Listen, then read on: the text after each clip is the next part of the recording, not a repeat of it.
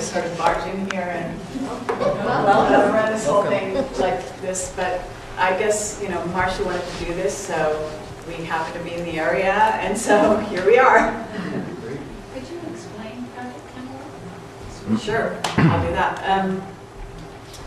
We are a website for whistleblowers from Black projects, and we also interview contactees and experiencers and authors and researchers. This is probably not important, but just because I deal with whistleblowers. Yeah, that's okay. So I'm going to turn that off. I just always have to chat. If you understand whistleblowers, so whistleblowers from Black projects are just like whistleblowers in any sort of the mainstream, except that they're much more covert, and a lot of them are breaking national security oaths, etc. And we're famous for doing what is called the guerrilla filmmaking style, just putting a camera in front of somebody. We don't do sound bites. We allow them to talk for like 2 hours at a time. I'm not your usual interviewer, so, because I get a lot of flack. Some people love it and some people hate it. So my apologies to those of you that hate it. But what I do is I tend more to delve into and challenge and, and really go into a subject matter and try to bring out the person in ways that they're maybe not accustomed to doing. Because the whole mission that Project Camelot is about is to get the truth out. And what happens with whistleblowers and a lot of people that are giving testimony of any kind, there's a lot of programming often that takes place. And so I will occasionally interrupt and ask questions that throw them off track because I tend to get the truth when I do that. And so it's an interesting tactic, but in this case, Marshall, I've prepared him, but also he seems to be, more or less used to giving the truth as he knows it. So this won't be so jarring for him, as it is for sometimes some of my interviewees. So that's an overview.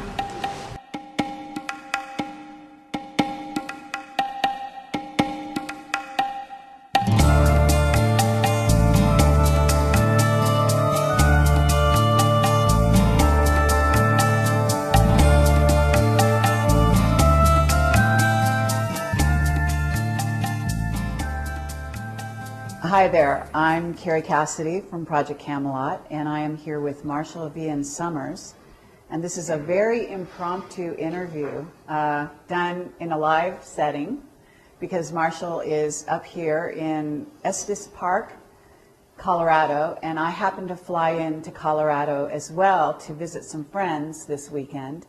And I have a friend who's in attendance here who has sort of arranged this to happen, and we happen to be in the area, so I thought, why not? And I am familiar with Marshall's work.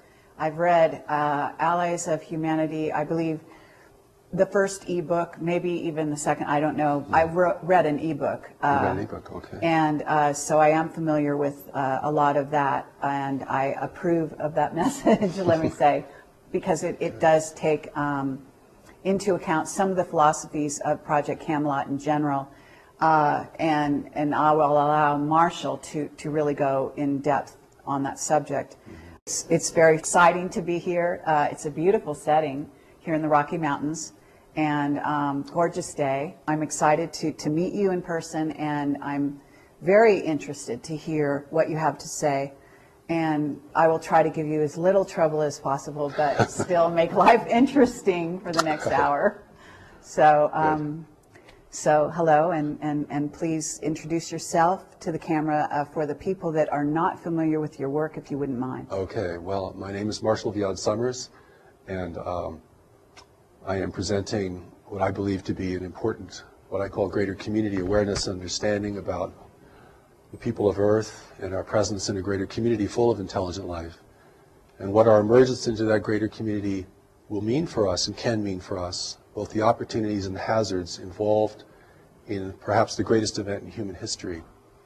And my background really is more as a minister. I left my work as a special ed teacher for the blind about almost 40 years ago, began to teach inner guidance, had a personal revelation in 1982 which confronted me with the voice that had been counseling me both in my inner guidance work and as a special educator.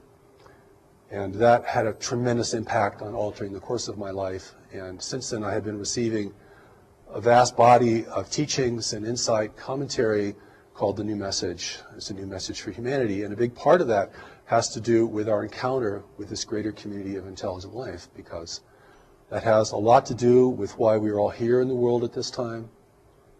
But we as terrestrial dwellers do not yet have the wisdom, or nor the perspective, nor the insight enough yet to be able to comprehend this greater community sufficiently so that we as the native peoples of the world do not make the kind of critical errors that the native peoples in the past have made regarding their first contacts with explorers from beyond. Okay, now just because I'm curious, and I think that the viewer will be as well, you say you had a voice that sort of changed your path come forward, and I assume this is sort of like a contact experience of some kind. Yes. And I'm wondering, could you describe the contact in a little more depth? Certain race of beings, et cetera, and is this an ongoing contact? Do you feel that you're communicating with your higher self, or do you feel that you are actually communicating with a group of beings that are a specific race of beings, for example? Okay. I consider the voice of the voice, the primary voice, to be an angelic voice.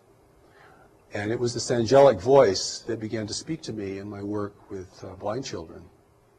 Because anyone who works with the handicapped has to be able to develop certain kinds of intuitive skills. You can't go by the book if you're really going to teach young people how to be independent livers or live independently. And so this voice grew in scope and power for me to such a point that it began to give me curricula to teach. And I taught that curriculum, and I also studied it. I also made myself the first student of my work always. And this built up to such a point that I had an epiphany of my own, because certainly that voice isn't here simply to make you feel comfortable or to make you happy, but to ask you to do something significant and to engage you in serving the world beyond what you had considered to be possible or even preferable before. So this voice experience has grown into a major aspect of my life and certainly the source of my work. And it was this voice that asked me to receive the Allies of Humanity briefings from a group of observers, off-planet observers, who were witnessing the extraterrestrial intervention in our world and wanted to provide us wisdom about that intervention to equip us and forearm us and forewarn us of what that could mean for us. We have a real disadvantage in encountering this greater community, and so the Allies of Humanity briefings are here to impart greater community knowledge and wisdom to us so that we may have this contact experience from a position of power and authority and responsibility. But the angelic voice is the voice of the new message. It's the voice that has presented all of my writings, all of my recordings, and now is beginning to reach people in other countries and around the world. So it has been quite an inexplicable journey. So whenever anyone asks me about my life and how did you come into this, I'm always bewildered at how I'm going to answer such a thing. And I think you understand this, because anyone who is connected beneath the surface of the mind, what you could call the higher self or the deeper self, begins to live a much more inexplicable life. And I know many of your readers and viewers understand this and experience this, as do the people who are gathered here today. I guess I'm a little confused in terms of when you call it an angelic voice and you say the Allies of Humanity material that you were given. Yes. Did that come from the angelic voice, or did it come from another group that was then communicating to the angelic voice? Is there some kind of relationship here? Well, yes. The Allies of Humanity briefings are briefings from an extraterrestrial source. It's an authentic off-planet communication that I was asked to receive. And I should mention that when I was asked to receive this, I was very resistant to it. I just did not want to get involved in this arena called the extraterrestrial presence in the world. But before, in 1996, I was preparing Greater Community Spirituality, which is a very core book to the New Message teachings. And of course, it deals a great deal with the greater community, understanding God at the level of the greater community, understanding our association, our individual association with the universe full of intelligent life, what wisdom means there, the things that we do not yet understand in order to function there responsibly and effectively. And it was this voice that asked me to receive an off-planet source called the Aliados of Humanidade. And I finally relented because after a while, I mean, freedom is no choice in that sense. And that began the briefings, the transmission of the briefings. The first set of briefings happened in 2 stages over the course of 1 year. And the second set of briefings all happened within about just a few days. And the third set of briefings, which has not yet been published, most of it was received in 1 day. And then last February, I received the final chapter to it. And there's a story behind the Aliados which is pretty interesting because they're really operating as spies here in service to us because they represent free nations in our region of space. And freedom is rare in the universe, and particularly in our region of space. So we know from our worldly experience that free nations don't get along very well with unfree nations. And there's always a dissonance there and a difficulty. And so the world is now really being intervened by races who are here to take advantage of this world and of our position in this world. And the Allies briefings warn us about this, that this is premature contact, that humanity is not ready for contact. We do not have the social cohesion, we do not have the worldly wisdom. We're not prepared for this kind of engagement with races who can be far more clever and effective than we are, and who can exert much more control over the mental environment, a reality that we're only just beginning to understand. And so the briefings are really here not only to warn us, but to encourage us. Because what I see in the world today is that individuals and groups of individuals are losing confidence, not only in themselves individually, but in human institutions, human leadership. And of course, we all have good reasons to doubt human leadership. But this erosion of confidence in ourselves and one another sets the stage for the kind of intervention that is occurring in the world today, which is not a military intervention. It's an intervention of persuasion and dissonance, and it's manifesting itself in different ways. And so it's very important for us, particularly for people who have a spiritual grounding, who are focused spiritually, because we can make some very critical mistakes in assuming that whatever happens to us is the right thing to happen to us. You've heard these kind of platitudes. Mm-hmm. We're right where we just need to be. God gives us whatever we need. We can handle whatever happens. These are the kind of ideas that can really get us in trouble in engaging with the complexity of life, even as it's manifesting in our world today. Okay, well, very true words. In terms of the way the briefings came to you, can you describe how they came to you, like literally the physical way they came to you, and whether or not you say they came sort of through this this particular race or a group of races, and I'm not sure which, and whether or not they manifested to you interdimensionally, physically, or whether you were, you saw them in, however it was for you. Okay, well, because a lot of people have different question. experiences in that way when Certainly. they get telepathic information from other beings, other races, which may or may not be authentic, and coming from source and so on and so forth. So can you describe sort of the nuts and bolts of that, and then we'll get into the context of the certainly. material. Well, I'll hold this in contrast to the experience of the angelic presence, which is a tremendous presence. In fact, for me, it was so tremendous that when I really was able to face it completely, it had a kind of devastating effect on my life. It wasn't a sweet and comforting kind of experience. It was more like being blasted by radiation, and it certainly created a shift in me. And so I hold that kind of experience, which is a tremendous experience presence, will fill the entire room You can't think of anything else. You can't do anything else. I mean, it's overwhelming. And if you have not learned to recognize what it is, you might think it is a terrible thing that's happening to you. You might be terrified of it.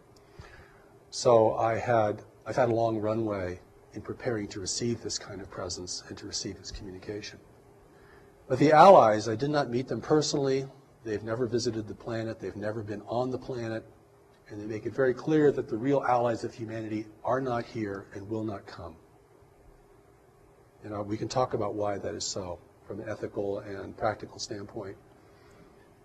So my experience with the allies was like hearing a voice on a very long distance call. No personality, no presence, something far, far away.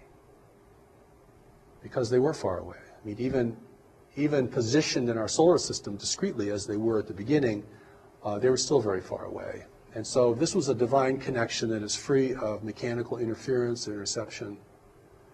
It is something we don't know how to create. I don't know if anyone knows how to create this. And so there could be no interference from the intervention itself and no interception. But for me, it was a very faint experience compared to the experience of the presence. So no dramatic meetings, didn't get on any spaceships, didn't travel around the galaxy. I didn't do anything like that. And yet the emphasis on my receiving this was so strong. And had that emphasis not been there, I'm sure I would have just dismissed it as an errant kind of experience or an annoyance. Or no, I don't want to do that. But it proved to be very important, and I recorded it in my voice, and it was transcribed. But when I read the Allies of Humanity briefings, I know this is not coming from me. And I think especially notable in the Allies is the regard it has for humanity. A seeming regard that's much greater than I think most of us have for our own selves as a race. I mean, we're a pretty clumsy, violent, and disorganized race. Collectively, we might be fantastic individually, but collectively we don't make a very good show in our local universe. And the Allies do comment on that. But for me, the engagement was very, very subtle. But when I locked into that, it was quite strong. I mean, the words flowed, the feeling flowed, the kind of beyond words you would hear in a communication had real power and efficacy, and certainly affected me, affected the people who were the first to listen to these. But it's just my voice. Whereas when you listen to the angelic presence speaking through me, you're hearing a totally different voice. I mean, it has somewhat like my voice because it's using my body as a platform, but that's clearly not me. In fact, we listened to one of the recordings this morning in our conference, which we call the encampment, and I listened to that voice and I thought, I wish I could talk like that. I really do, and I mean that. I've tried and I can't do it. You have a 40-minute presentation, it's word perfect, every sentence is powerful, the inflections are perfect, nobody can figure out what the accent is. I don't know. You know, all I can say is I yield to that experience and to provide it to others, see if it is valuable for them. So I have a couple different directions I want to go, and I know we have limited time here, so I'm going to try to do it easily and quickly. But so in terms of, first of all, you heard it as it was a distant telephone call. So is it in your head a voice, and then you are sort of taking dictation, writing it down, or speaking it out? No, I hear it as a voice, and then that voice locks onto my voice, and then I can speak it and record it. Okay. It's way too fast for me to write. I've never been able to write these things down in the speed at which they're given. Okay, but you're hearing, it's like a sort of clear audience. You're hearing this faint little voice.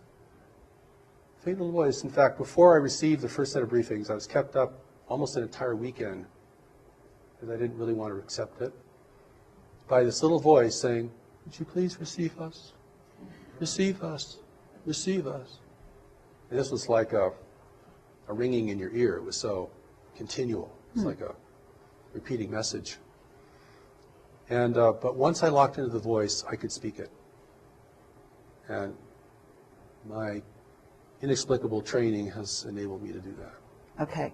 And once you started speaking what you were hearing, and you're saying, on the one hand, you did this with the angelic presence in a certain sense, then physically, I am assuming it was completely different. Completely different. The contrast couldn't be greater. Okay. No presence, no sense of anyone nearby. You're hearing something very, very distant. It's Nothing visual? No, it's like it's coming through a tube. Like someone speaking through a long tube. Okay. And that's one of the ways that I knew that it was something very different, and that's why at the beginning I was resistant, because I just didn't want to deal with voices I don't know, and particularly if they claim to be off-planet and physical and things like that. But what they reveal, I think, is pretty remarkable and very clear and very shocking, and not only shocking in terms of what we don't know, but shocking in terms of what we might reconsider that we think we already know about the extraterrestrial presence and what it means for our world. I'd love to go down some of these paths very deeply, but at this moment, let's talk about what it is they are talking about. What are some of the main premises that they brought forward for the people that don't know? And I know that some people, certainly in the audience, are going to be very familiar with this. But if you could delineate out some of that information, Certainly. maybe quickly and concisely, and then we can go deeper into sort of the nature of some of the things you have more recently gotten. That's good. First, they want us to know that there are free races actually out in the universe. And that the universe is governed by nature, and no one has been able to overcome nature. Now, this is very important because we think technology has no end, and that it can replace all the constraints of nature. And they make it very clear that the more advanced a race is technologically, the greater its need for resources. The more it has to be engaged in complex arenas of trade, the more it has to be uniform and undemocratic, and the more it's actually vulnerable to having access to what it needs from the greater community. And we live in a highly populated part of the universe where there's not a lot of frontier, where there are very strict rules of trade, a great deal of control over territory. It's not the Wild West out there, free for our taking.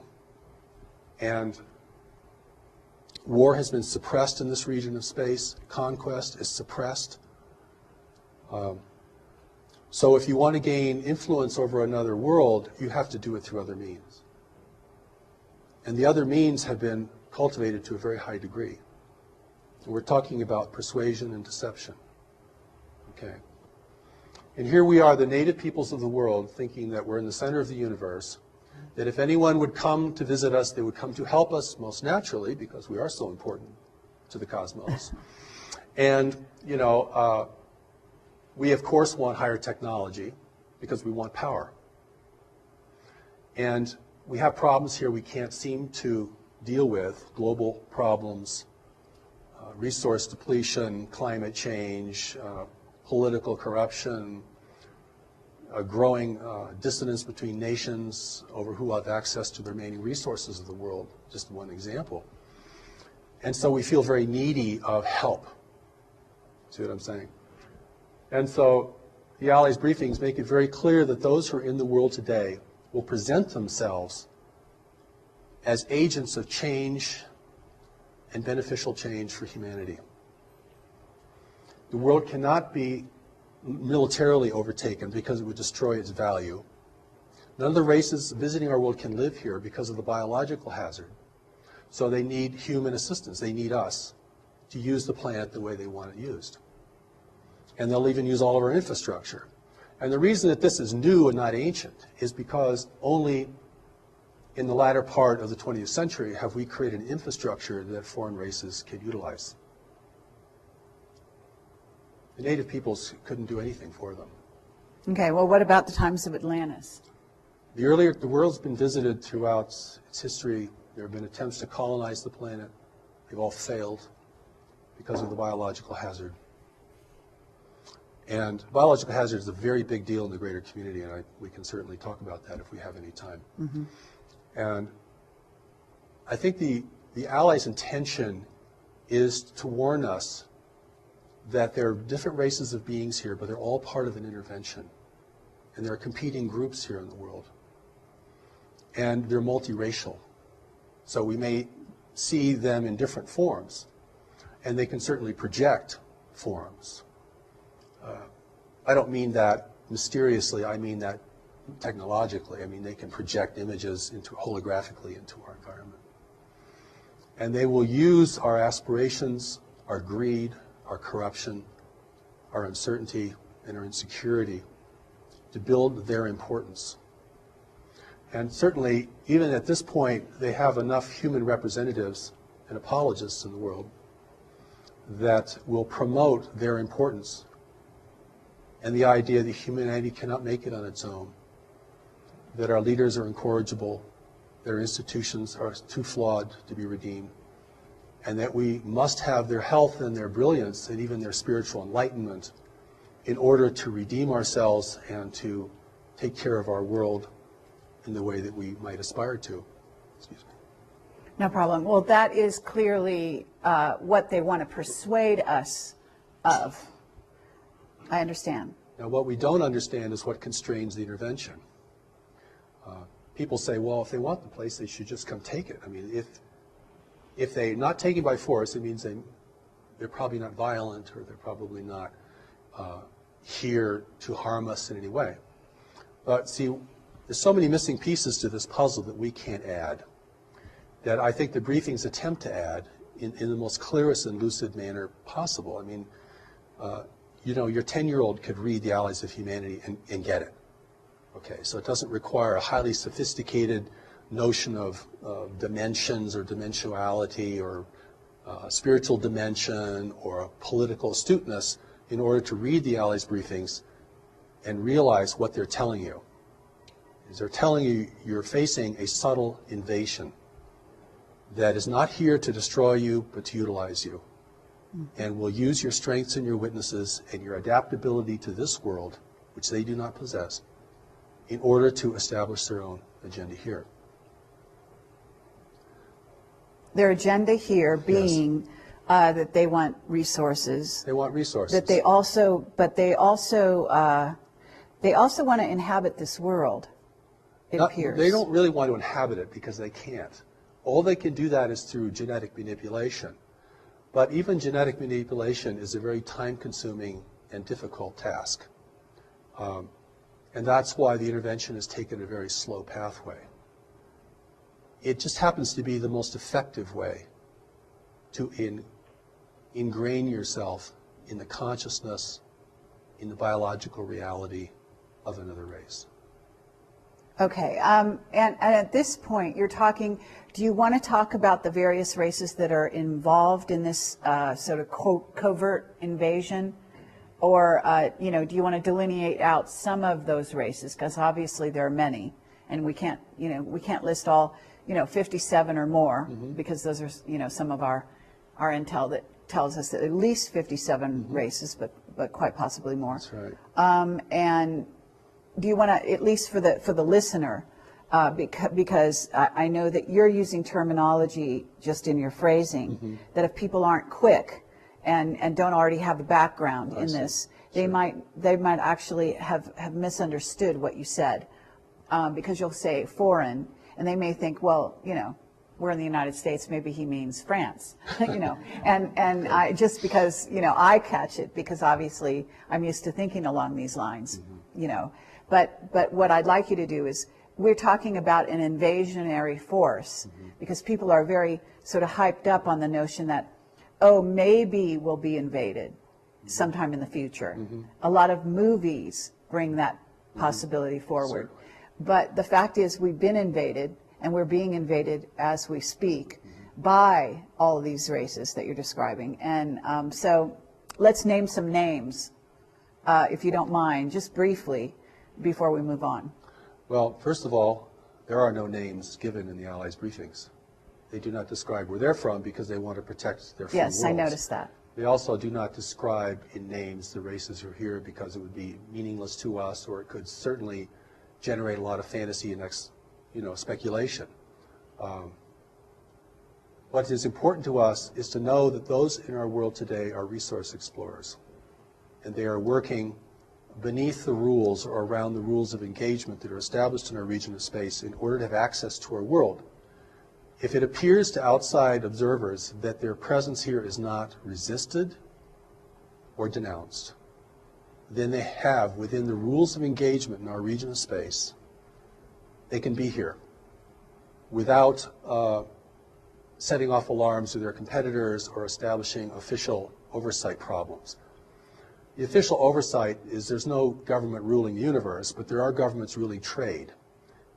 And trade rules everything for advanced nations that are interdependent with one another.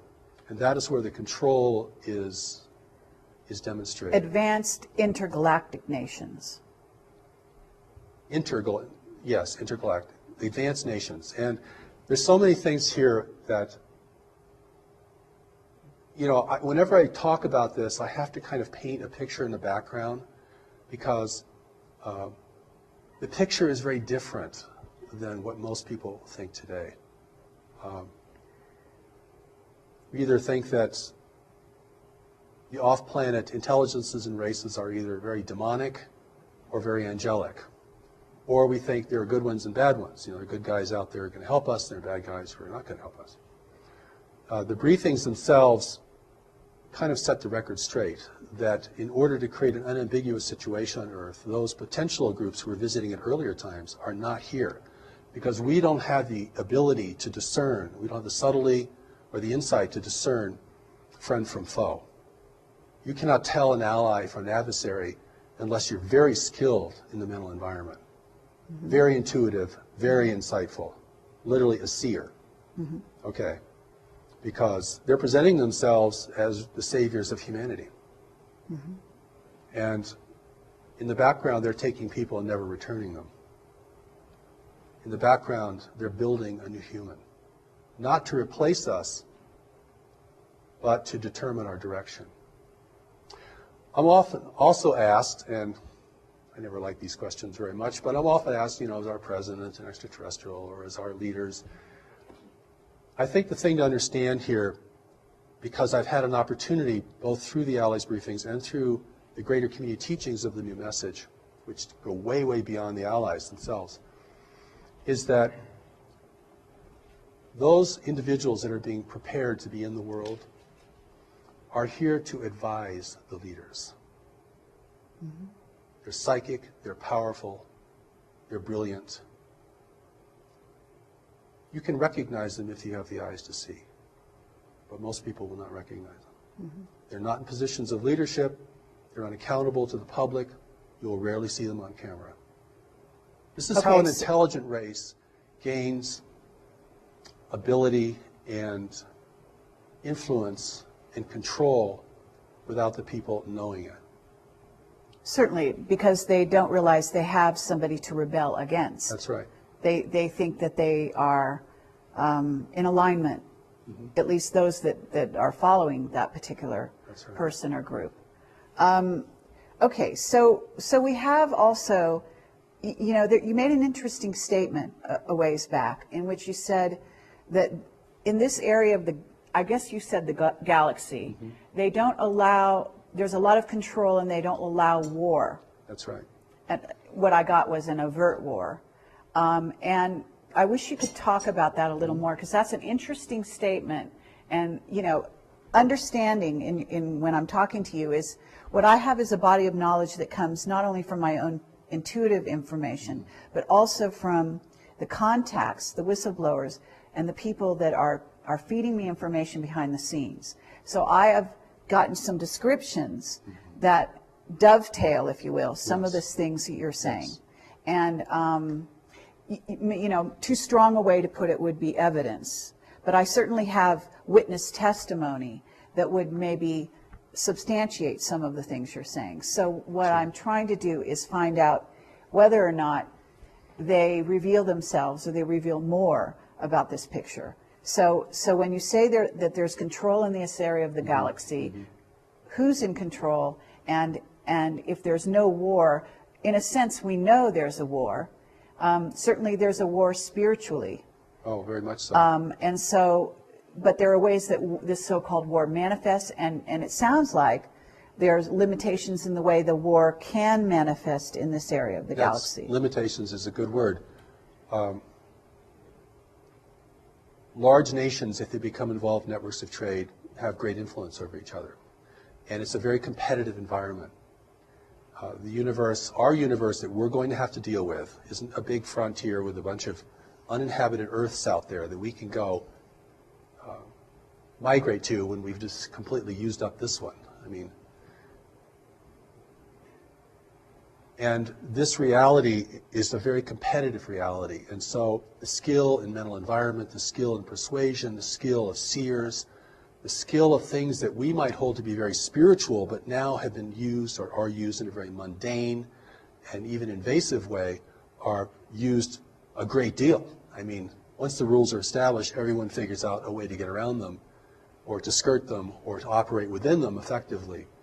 And of course, we're like the young child that goes into the big city. No, we don't know anything about the social reality, the political reality of that metropolis. And it's our naivete and our innocence that makes us probably endearing. I think you get this sense of endearment when you read the Aliados briefs. They really think we're very sweet, actually. But they also indicate that, you know, some things we don't know that could destroy us.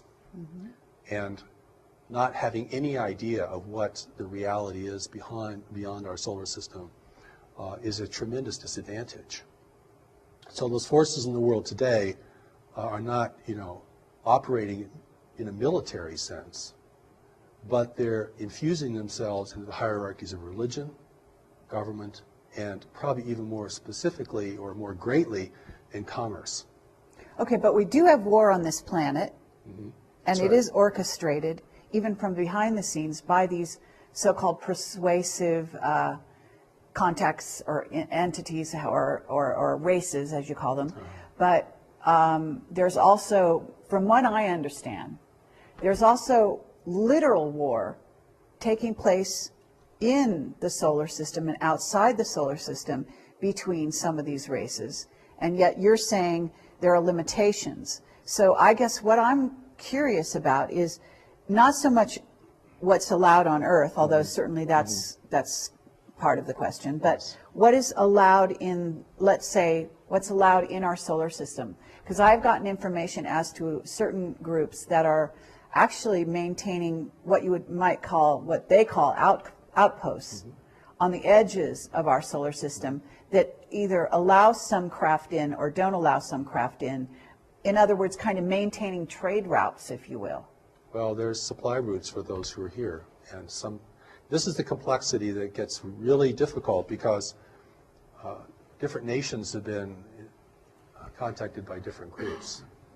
And certainly I'll say a few things that might shed some light on this. One is, if you want to gain ascendancy in the world and have your presence be the most trusted presence, then you have to weaken the strongest nations. And one of the ways you weaken a strong nation is by engaging it in intractable conflicts. And then begin to erode the confidence of its people in that nation. This is very much about persuasion and acceptance, okay? I make this emphasis about war because our whole orientation to space is war. Star Trek, Star Wars, War of the Worlds. Right. This is where we're coming from as a people.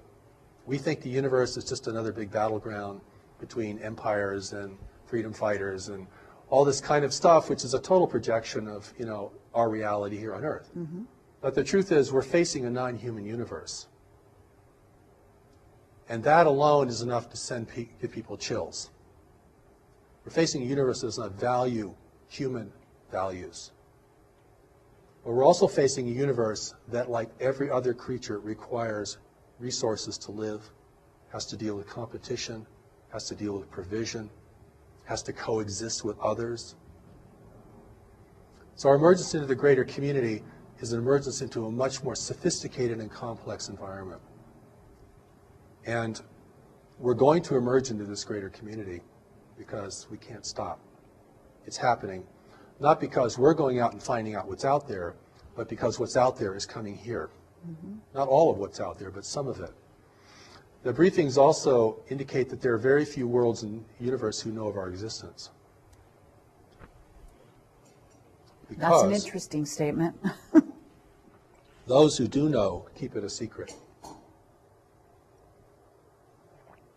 Fewer competitors. Or the freedom-loving races certainly don't want anyone to know, because if freedom is rare in the universe and you begin to promote the idea that there's this beautiful virgin world down here being despoiled by its native peoples, its stewards, then you're going to have a lot of intervention. You know, it's in the, this is the Ali's briefings talk about this, as well as the New Message Greater Community teachings, is that we're following a very normal path of self-destruction. That most races that become technologically endowed begin to outstrip their world's resources and are usually engaged in the greater community, not because of their explorations, but because the greater community arrives, offering gifts with their secret plans. And that's how the inducement, that is the inducement. The inducement is not just to be a conquered people, because we'd resist. And if we resist, they couldn't function here, and they destroy the value of this world. But if we can submit, and if our desires and our ambitions can be enticed, then that's the best weapon there is to make the enemy drop their weapons and join you according to the engagement that you present. Okay, so on a certain level, what you're talking about, because as above, so below. So there's a certain level at which I can use certain phrases like being co-opted.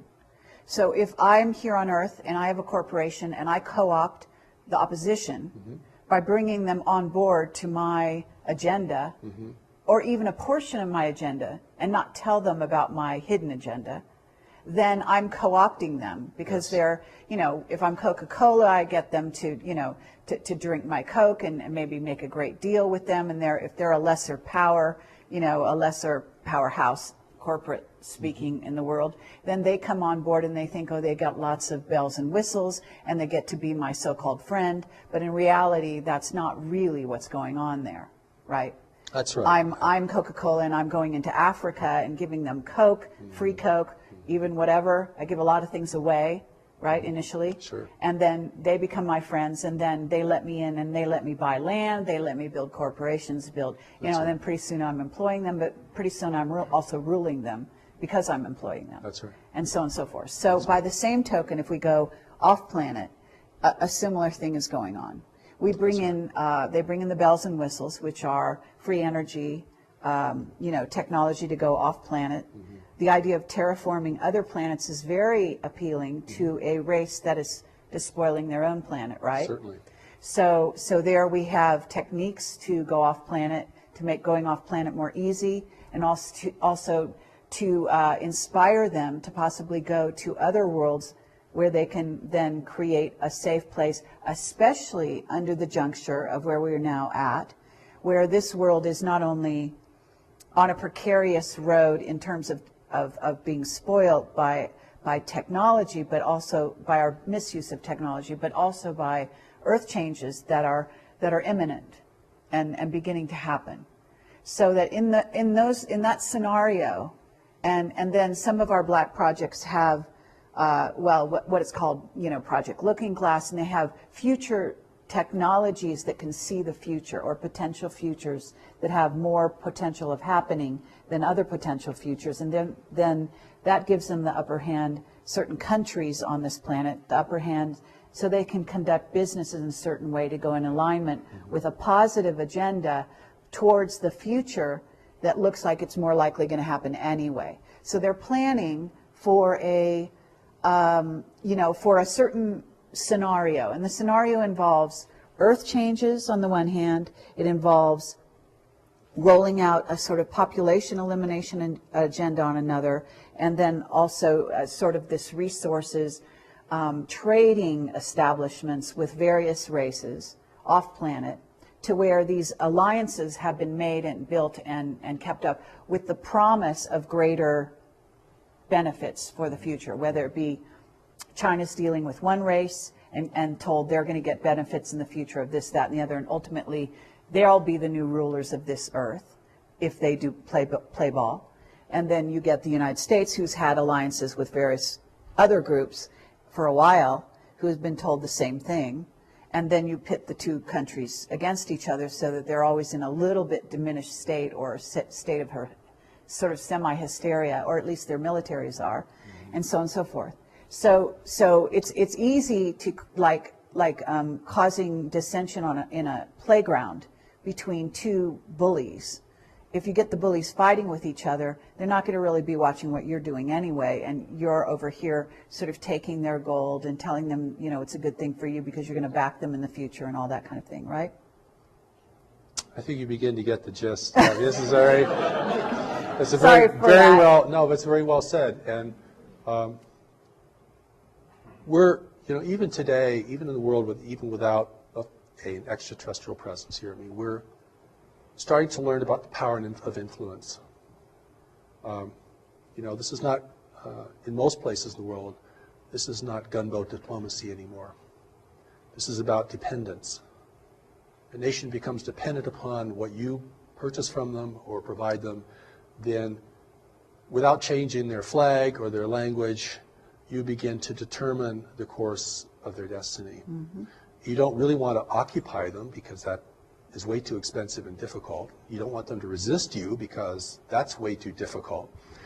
And this is beginning to give us a picture of how nations influence one another in a greater community, where the level of sophistication is much, much higher, and where the psychic abilities are much higher. So I always want to take this into a larger arena of life, and also I hope we have time to talk about what the connection is to our core spirituality, because we are in the world today for a purpose, each of us. We're here to be in a time of transition and danger in the world.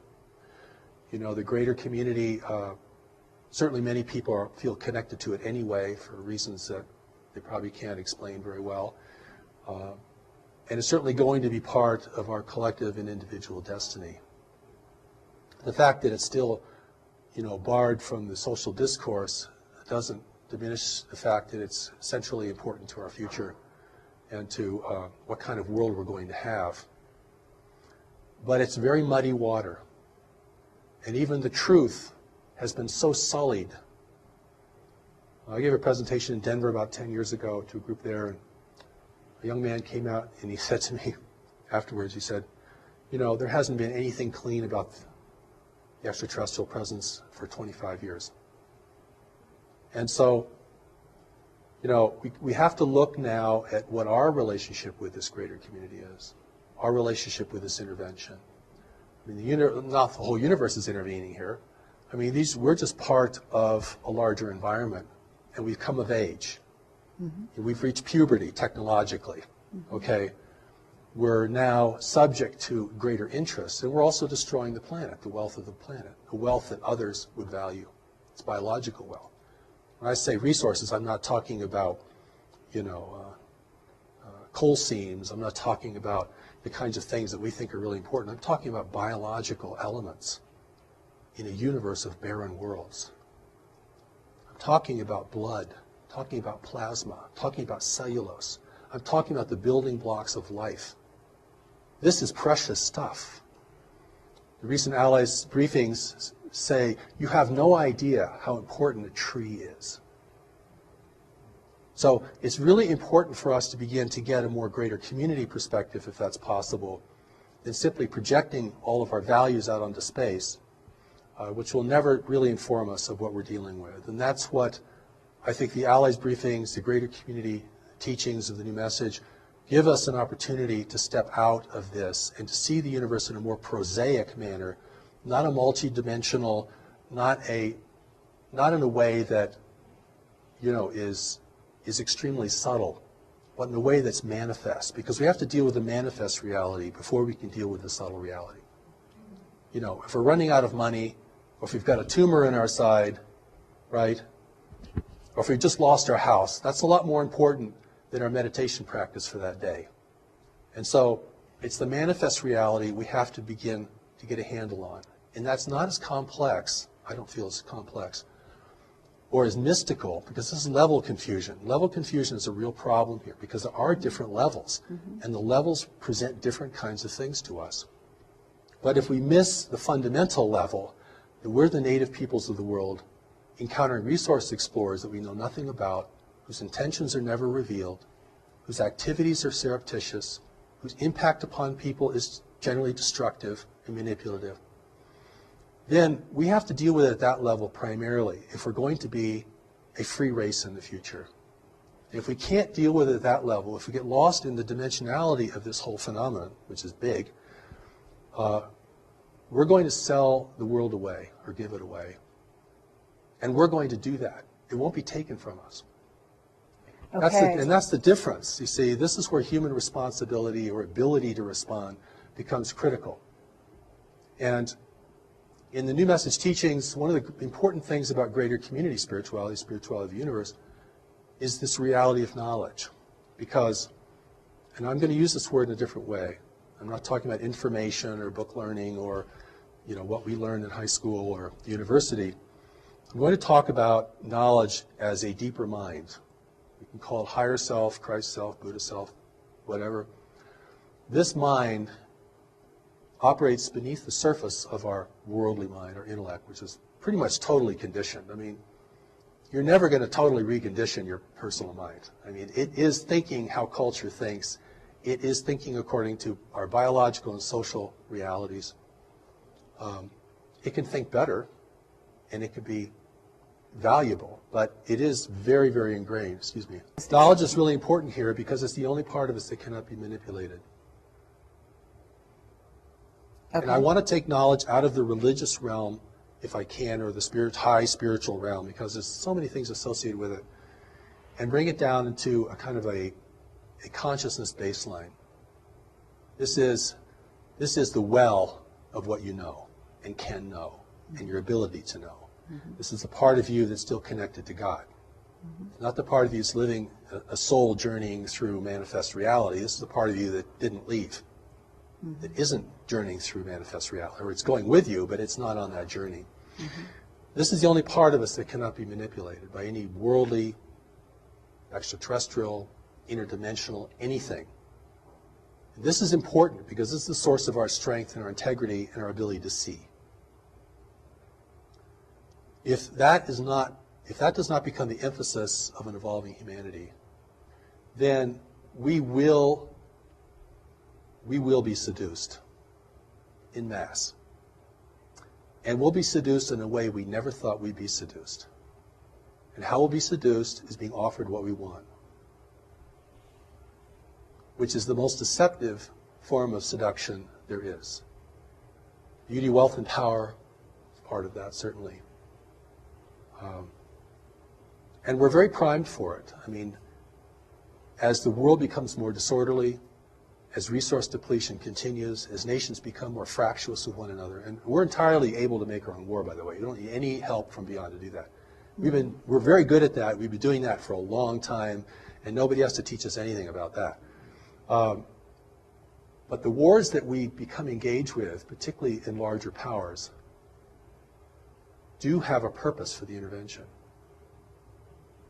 If the only nations that could really rally the world are weakened sufficiently through intractable conflicts, and if the two or three strongest nations in the world are repitched in opposition to each other, or that's fortified, there will never be a consensus here. And that doesn't take as much intervention as you might think. Because everything that happens that we do is a result of our decision making. And what influences our decision making is what informs our decisions. And this is where the power of knowledge becomes centrally important. And this is where our spirituality isn't just a wondrous place to be, or a place to escape into, or a coping mechanism for dealing with a harsh and incomprehensible world, but becomes the traction for really being powerful here. and insightful and beyond persuasion. And this is the part of us, amongst other things we have to develop, that's very core to our success, in my view. The Aliados briefings talk about this. The power of knowledge is the greatest power in the universe, and the intervention's not using it, or they wouldn't be here. At that level, you can see this clearly. This is not a mystery. I've gone to conferences that said, this is not a mystery. And everyone's like, what? Because keeping it a mystery is part of the deception. We're going to keep this so inexplicable, and we'll never get it, and it's magnificent. It keeps the adventure going. Like, this is an adventure in consciousness. Study these things. That's one line of thought. So when I've gone to speak to groups of people and presented the Aliados briefings in as gentle and compassionate way I can, I mean, the resistance is tremendous, because it's like I'm taking people's parade away from them. I'm taking their lollipop away from them. I'm depriving them of this really exciting thing that's going on and turning it into just another damn thing we have to deal with in life. And Okay, at that moment I'm going to stop you so we can change tapes. I'd like to talk a little about God, because God is a part of this. And we are spiritual beings with a spiritual origin and spiritual destiny.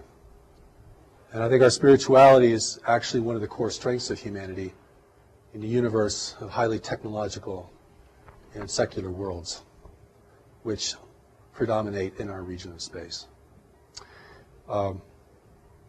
We do not need to look for other races to spiritually enlighten us. We actually have the materials to do that ourselves, and have actually done fairly well in keeping the mystery alive here, where it's died in many, many other places. When I talk about God, I'm not talking about our various belief system in ultimate power. And of course, whenever the word God is mentioned, people run into all their dissonance about religion and all issues about religion and organized religion and so forth, except to say that the thing that is going to enable humanity to enter into this greater community as a free and self-determined race is going to have a lot to do with our spirituality. And I don't mean our spiritual belief or the subtleties of our spirituality. I'm talking about the part of us that is connected to it firmly and immutably. Because if that's the only part of us that cannot be manipulated by any worldly or otherworldly force, then that represents the source of our wisdom, our strength, and our unity with each other. Because in facing the intervention in the greater community, we are certainly facing an adversity that we're unaccustomed to and do not really know how to discern very well. And I don't think anyone in government really knows how to discern it either. I don't think there's a secret group that's got all the cards on the table. And they're being influenced as well.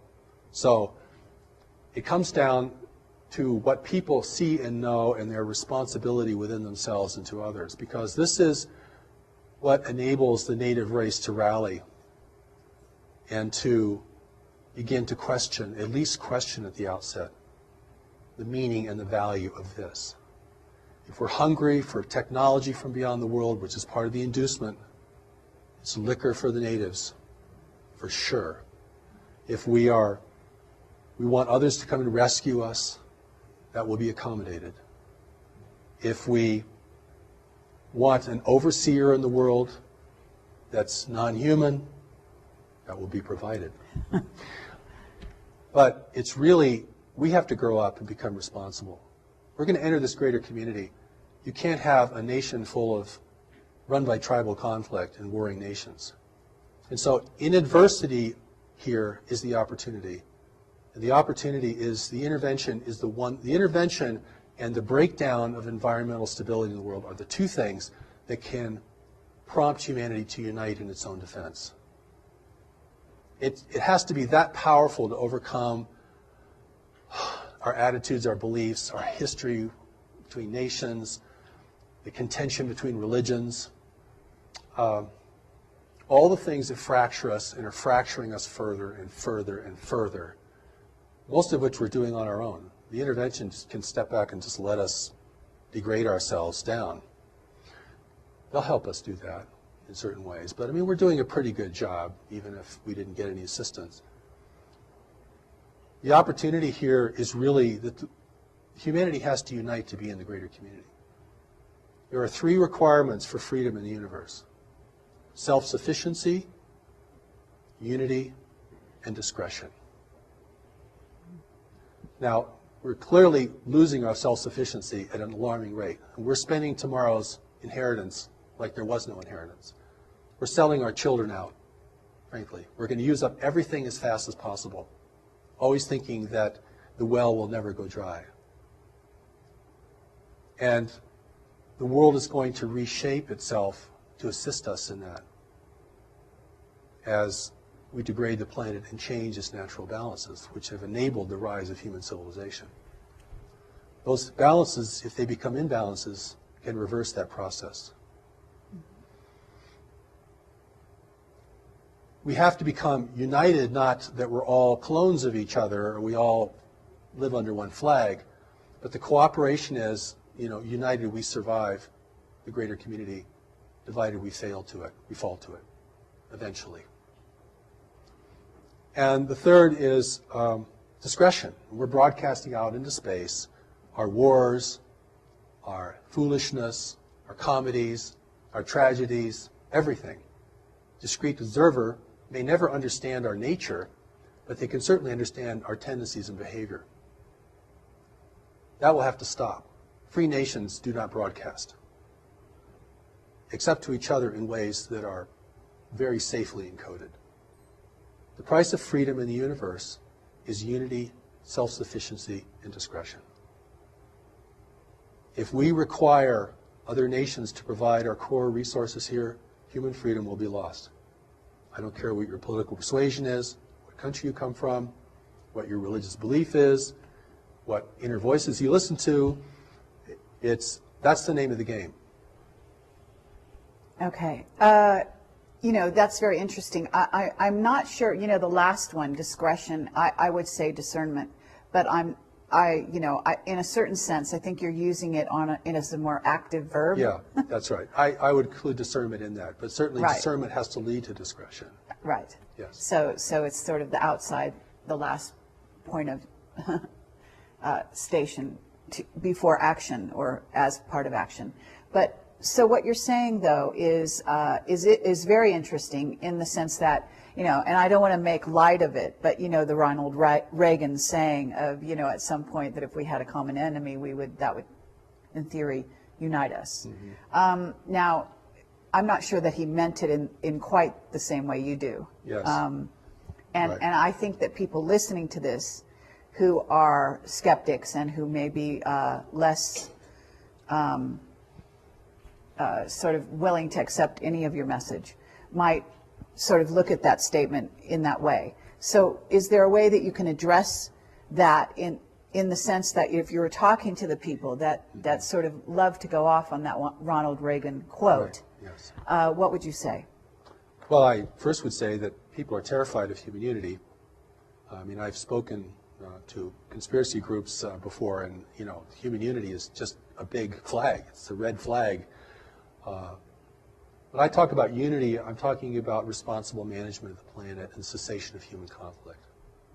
Not just purely for moral or ethical reasons, but for really practical reasons. I mean, we're going to have to protect the arable land of the world. We're going to have to protect fresh water and renew fresh water. We're going to have to do all this stuff, or we are not going to have a future, or not a desirable one, certainly. And that is part of the reason the intervention's here. The other part of the reason the intervention's here is we're at the threshold of becoming technologically powerful enough to discern it effectively and to communicate out into space that we don't want anyone messing with us. Stay away, please. We're not ready. We'll let you know when we're ready. That's why the real allies of humanity, or races that could become the allies of humanity, are not interfering in the world today because it's highly unethical for them to do that. Even if they wanted to help us grow and become peaceful and peace-loving, they would have to control us to do that. Or they would just send their wisdom, like in the Allies briefing. They just send their wisdom. They're not sending, advisors down here to encourage us, persuade us. See what I'm saying? There's a big difference. between sharing wisdom with somebody and beginning to control their life or trying to control the life or the outcome. I don't consider the intervention to be evil.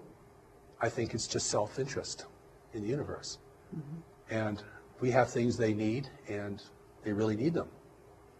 So there's a lot of myths here that have to be blown up about, self-sufficiency and free energy, which is a total myth, by the way, by my view. I mean, there's no free lunch in the universe. And even if you could harness free energy, like harnessing the power of the sun, you're going to have to create some pretty powerful technology to do it on a big scale. Mm-hmm. So you still need resources. Right. Right. So even if the energy is free, in order to capture it and use it, you still need huge infrastructure, lots of resources, all these kinds of things. So it's not really free. See what I mean? Sure. It's not really free. But I want to go back to God, because whether people believe in God, it's important that they know that there's a part of them that cannot be corrupted. It has never been corrupted. And that there's a way that that part of them can speak to them and advise them. And this is, you can call it your ground of being, your gut feeling, whatever you might call it within a religious or a general vernacular. There's a part of us that has to advise us. Well, or you could say to the intervention, can't you just see this for what it is? 50 years of UFO research, can't see it for what it is. Why is that? 50 years of UFO research cannot see this. Oh, we know we're being visited, sure. We knew that 50 years ago. Haven't gotten any further, really. Got lots of sightings, got drawings, and radar, and tons of speculation, and lots of kind of science, pseudoscience, all kinds. But can anyone say, what is this? Well, we're talking about the agenda of the so-called invaders, right. But what I'd like to get back to this idea of what you're talking about, which is sort of humanity's core essence, if you will, which might be the terminology I would use. But on the other hand, I also noted that a while ago, you related to a soul as not being the same thing as this essence that you're speaking about. And I think that's an important thing to address, because I think there will be spiritual people out there Certainly. that will be concerned at that distinction. That's right. Well, in the way that my understanding has evolved and what's been presented to me over these many years is that don't usually use the word soul very much. I describe it more as a part of us that's still connected to God, that's very wise and looks on everything with much greater discernment and depth.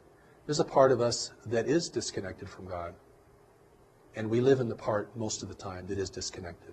Mm-hmm. And that's almost the price of being in the world. Because if you really had full God awareness, you either wouldn't want to be here. It's way too dissonant. Or you'd have to be here on a major mission, and you'd garner a lot of resistance.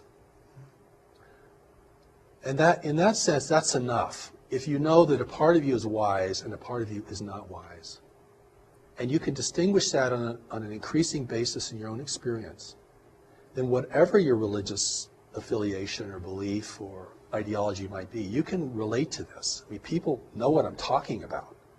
When I've gone to foreign countries and talked about the intervention, no problem getting that. Hey, we've been intervened with for centuries. We're being manipulated right now. There's no pretense of freedom and democracy and, where nobody can affect us because, we're God's chosen race. And people know exactly what you're talking about. Mm-hmm. I mean, it's just from a different source. Oh, okay. Yeah, I can get that. Sure. And so it's this ability to see, recognize, and know things that's going to be very key. And it's, it's under the radar of the intellectual conversation. And in my view, it ends up in the final hour being the most important thing. Because we're never going to fully understand the intervention, how it works. We might finally figure out its impact on our governments and the way they behave, which I think a lot is being done there. I think on our end of the spectrum, we're putting a lot of things together. And that's your work. And it's very laudable work. It's very important work. Because that's the part of us that's going to capitulate first. And I want to say one more thing about that, if we have time. one of the arguments for intervention is that intervention threatens our economic interests. And therefore, our economic interests, you want to thwart intervention. But it's really the opposite. Our economic interests would be the first to be persuaded. If you can give power no one else has, one little piece of technology which may be a trinket in the universe, if that gives you supremacy in your world, your business world, your life, oh boy, that's unbridled greed right there. Well, I so mean, there is, in my work, though, yeah. these groups have been bought off in that way. In other words, that's a done deal. They have sold their souls in that regard. So what we're talking about is, now that they've done that, and they've done it in our name, so to speak, whether it be the U.S. government or Chinese governments have made deals with the visitors, okay, for these trinkets, as you call them. So knowing that it's been done, now what? well, I don't think it's a done deal, because there are elements in our government, this is what the Allies talk about. They don't really talk about our government because they don't really know much about our government, except that we transmit everything. Even the government transmissions can be, somebody could sit out there and read just our entire script, you know what I'm saying? There are factions within our government that are aware of the intervention that support it, and there are factions that resist it. Oh, right. So sure. this becomes very complex. I mean, when we talk about they've all been bought off, no. Has the government's all been bought off? No. The situation is much more fluid than that. Mm-hmm. Okay. Or it is a done deal. And we're just, Depends who we're underlings that talking are about. just going to complain and revolt and, make a lot of noise, and nothing's going to happen. The situation, the outcome has not been determined. Okay. And this is very important. Otherwise, you're really going to disempower people. Mm-hmm. And it's a very complex situation because we're talking about influence permeating lots of parts of our life, and in ways that we are beginning to understand. The other part of this equation is the intervention itself. What guides it, what restrains it, what it can and cannot do, how it has to behave here because it's being watched by other nations. And so if it appears, like I said before, if it appears that we are at least tolerating its presence, if it appears that we're accepting and benefiting its presence, then it looks like we are granting them permission to do whatever they want to do here. If that's the appearance, again, this is the problem. Okay, but there's a lot of that going on. So Yes. whether we can say, we could give percentages and so on and so forth.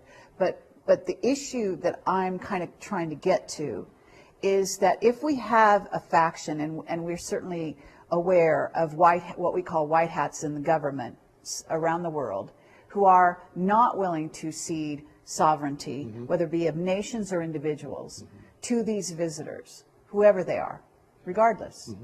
Then at that point we have, in a sense, allies of humanity in our governments and in the powers that be, so to speak.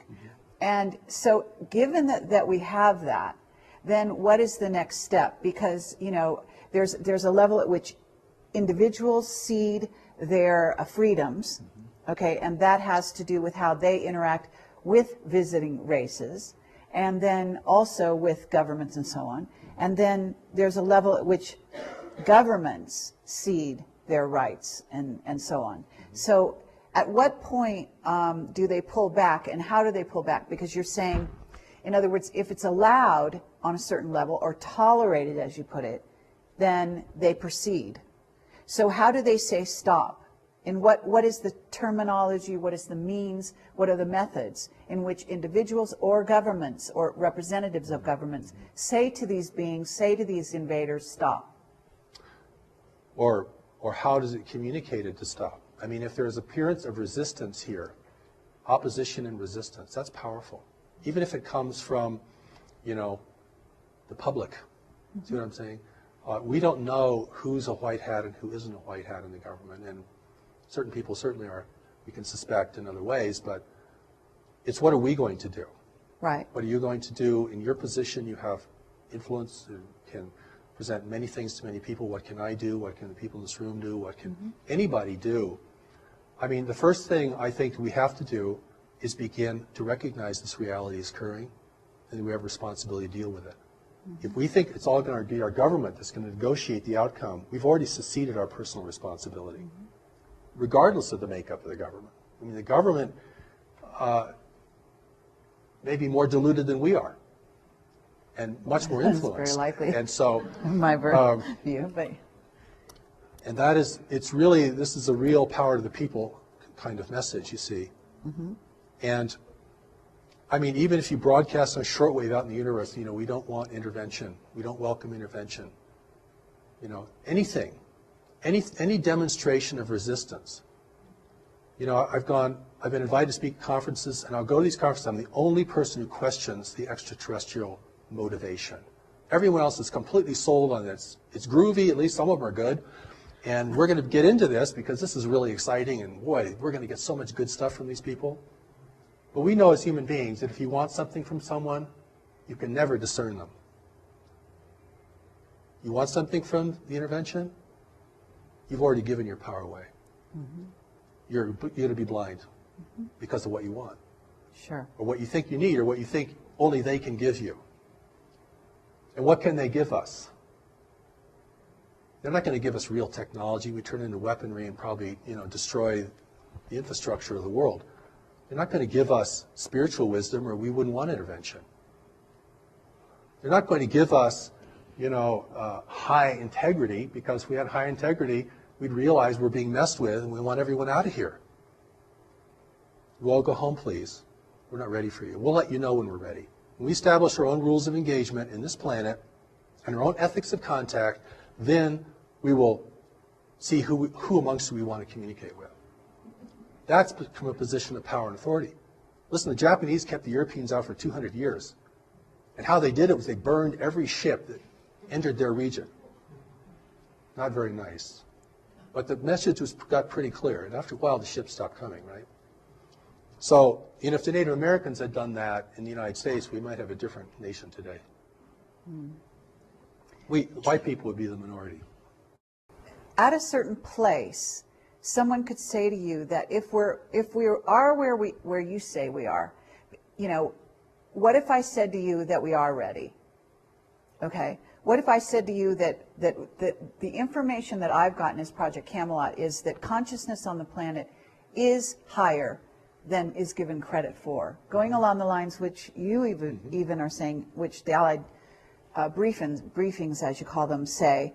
And this is something I talk about when I go out and speak to groups, which is the amazing powers that reside in humanity that we don't give ourselves credit for. Yes. The amazing riches and skills and gifts that each and every person bring to the equation here on Earth.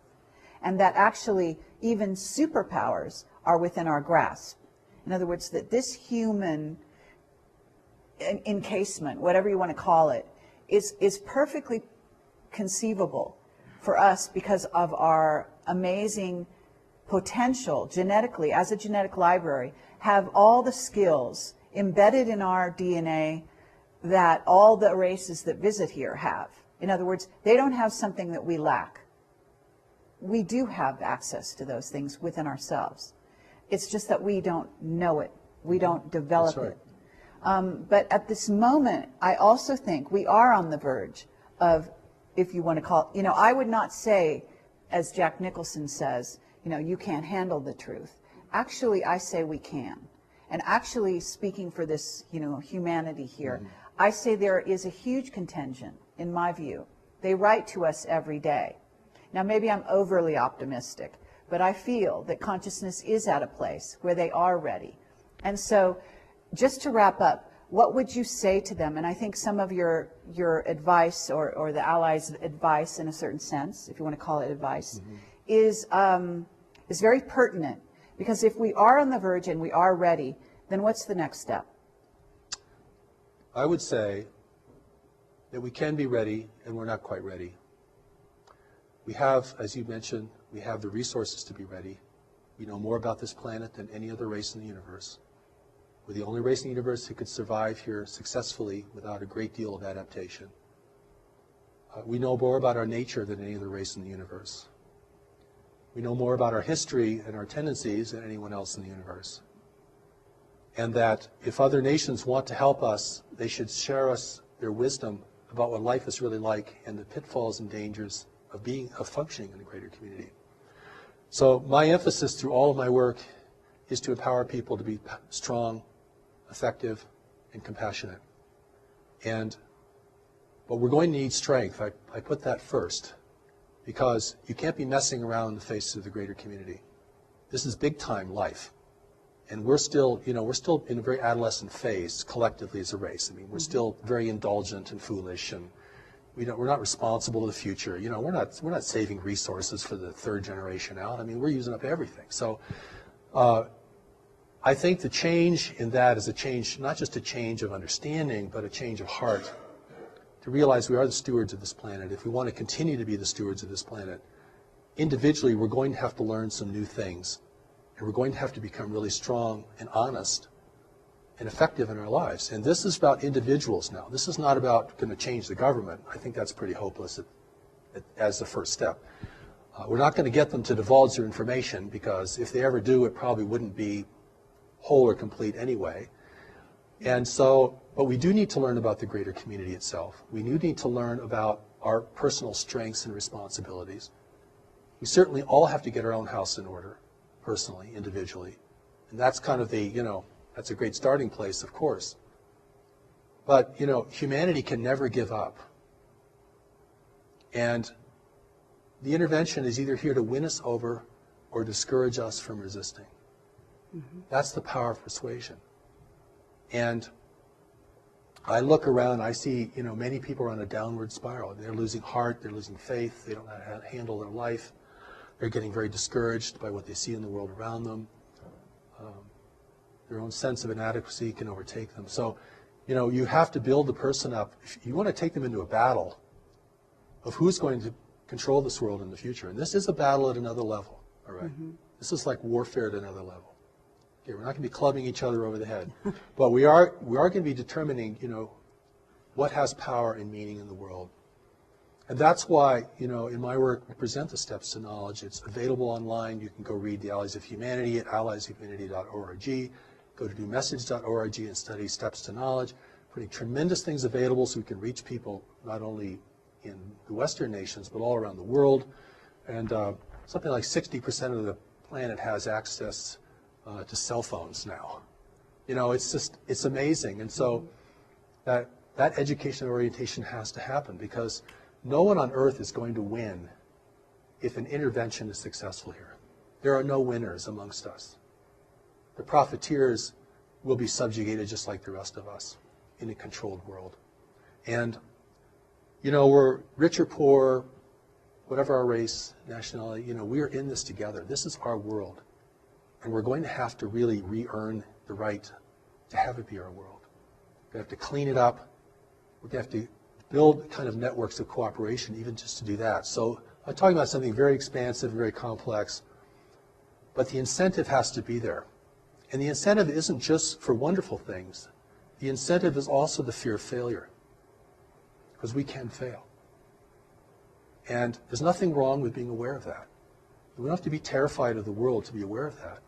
That's just a reality that we know we can fail. And if we understand that correctly, without denigrating ourselves, then we know we have the power to rise to occasions. And certainly there could be no greater occasion than this. Thank you. Thank you, Marshall Vian Summers. And I really appreciate it. What I'd like you to do is just give out perhaps your URL for the people listening, and any attending knowledge that they need in order to find your work and to pursue it further. Good, thank you for that. The Allies of Humanity briefings are at alliesofhumanity.org. We're a nonprofit organization. And the first Allies set of briefings is up there for everyone to read. It's also available in ebook now. And the second Allies briefing is in print. The third Allies briefing we hope to publish next year. One of the seminal works on the greater community for us is called Life in the Universe, which we plan to publish next year through New Knowledge Library. And we'll send out announcements and so forth. Our main website is newmessage.org, and there you can see much of the New Message teaching is available online, both in audio, the original voice of Revelation, what people can hear. That's the voice that spoke to me, that was recorded. You can hear that. As well as, we made a tremendous amount of things available to people, as well as elements for study and application. greater community education, all these kinds of things. We really want people to have access to this, and we welcome your participation. There is the Declaration of Human Sovereignty, which is a document modeled after the Declaration of Independence. It's kind of a statement indicating to the universe our will as the people of Earth, our rights. We establish our rights. We establish the fact that we are being interfered with, and we do not hold that to be appropriate, and the kind of engagement we would like to have with other nations who are interested in us. And that's a very powerful document, and I think, there's already minds working on this. This is, we may think we're alone, we have a small group, or maybe we're all alone as an individual, and we're trying to put all this together, but there is a groundswell around this, and there is a greater community awareness that's growing. And that awareness really has to be wise and efficacious, and that's why I invite people to explore these materials. And thank you again.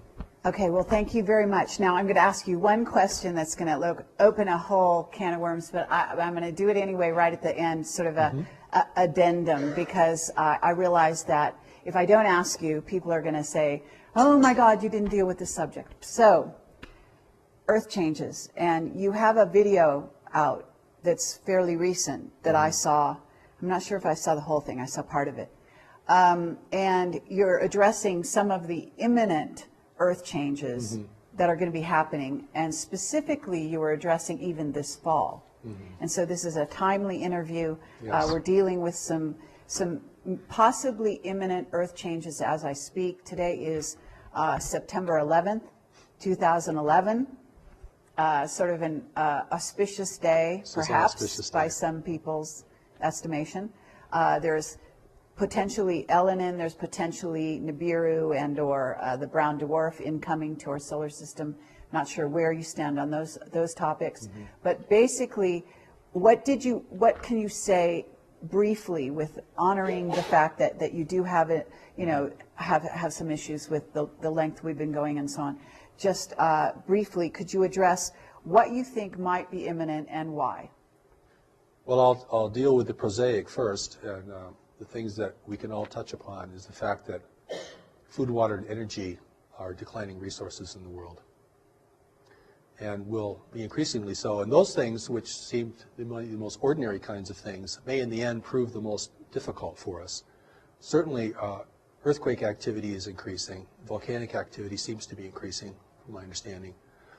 And but I think the thing that's going to create tension between nations and in communities and within our own personal lives is going to be really the fundamentals, and the fact that when you look out on these beautiful mountains here, and I don't know if your camera can take any of that in, you're going to look at a dying forest. That's a dying forest out there, beginning to die. That's because the planetary climate has changed only 1 degree Fahrenheit. That is enough to unleash forces that I'm not sure anyone could foresee. Maybe if people did foresee that in the western United States alone, we've lost 40 million acres of trees from a very slight variation in our climate alone. That and the availability of water, clean water, the growing aridity of the world, particularly in highly populated areas such as Africa, the Sahel, the Middle East, Southeast Asia is having a critical water problem. These are earth changes that these are big things. This is a 4-alarm fire, actually. The other background things of increasing volcanic or seismic activity is going to have its impact as well. And I know there are other people who feel there are celestial forces that are increasing the frequency or the pitch of this, and I do not want to comment on that. I don't feel I really know enough about that to comment on that respectfully. But clearly, the pitch of the world, the intensity of things is escalating. And even if you come to a beautiful place like in the Rocky Mountains here, you can feel that escalation. I mean, young people are committing suicide and capitulating into drugs like never before. I mean, this isn't just uplifting people. This is also wearing us down. The pitch, the intensity, not just of more activity, but the actual intensity of the mental environment.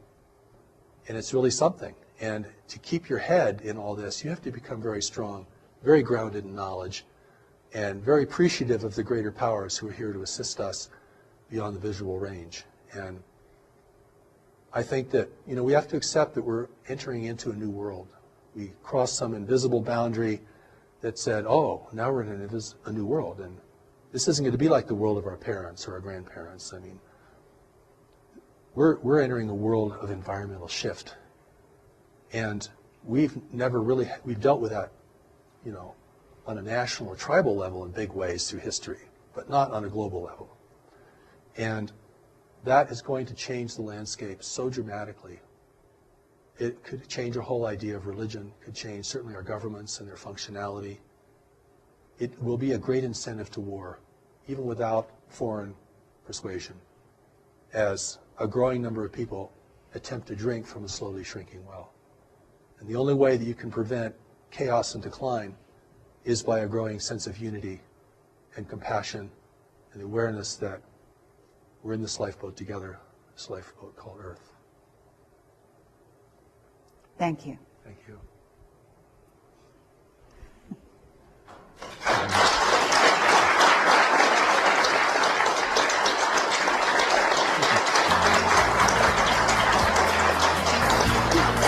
You're good. Wonderful.